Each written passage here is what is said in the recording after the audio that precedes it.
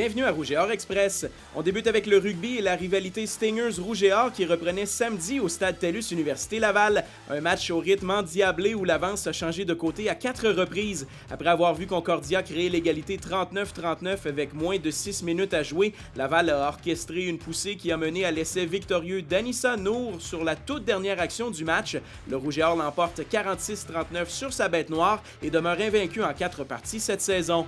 En football aussi, les Stingers visitaient le Rouge et Or dimanche devant une imposante foule de près de 13 000 spectateurs. Simon Gingras-Gagnon a marqué l'unique majeur du match au premier quart, l'attaque du Rouge et Or ayant de la difficulté à trouver son rythme par la suite. Heureusement, la défensive a plié mais n'a pas cassé. Adam Auclair a notamment réussi 2 interceptions clés pour mettre fin à des menaces de Concordia qui n'a pas été en mesure de mettre la touche finale à une tentative de remontée en toute fin de match. Avec ce gain de 12-8, le Rouge et Or se retrouve seul au deuxième rang du RSEQ.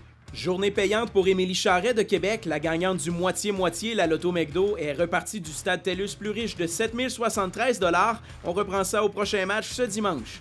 En cross-country, le Rouge et Or a balayé les podiums de l'invitation Vert et Or à Sherbrooke samedi, tant chez les femmes que chez les hommes. L'athlète par excellence de U-Sport la saison dernière, Yves Siku-Boisbeau, a distancé la recrue Jean-Simon Desgagnés et le transfert de Calgary Samuel Poher, pavant la voie à une victoire masculine par équipe. Chez les dames, Aurélie Dubé-Lavoie l'a emporté devant ses coéquipières Anne-Marie Comeau et Valérie Bélanger, mais Laval a dû se contenter du second rang au classement. Également en action ce week-end, nos équipes de soccer mettaient en jeu leur fiche immaculée. Ça a bien été pour les filles vendredi à Sherbrooke, mais sous une chaleur accablante dimanche à Montréal, le Rouge et Or s'est contenté d'un match nul. Laval distance toujours les Carabins au premier rang du RSEQ.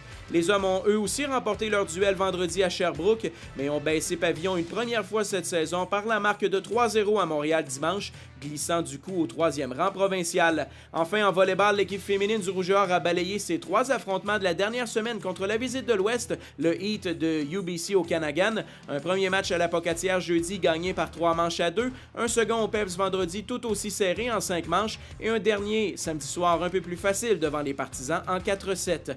Mot de la Liberté, Yves Siku-Boisbeau sont nos étudiants athlètes Rouge et Or, le groupe Sport Interplus de la semaine. La Liberté a marqué 3 essais dans le gain de l'équipe féminine de rugby contre Concordia et Siku-Boisbeau a gagné sa première course de cross-country de la saison. C'est tout pour cette semaine, on se dit à lundi prochain pour une nouvelle édition du Rouge et Or Express.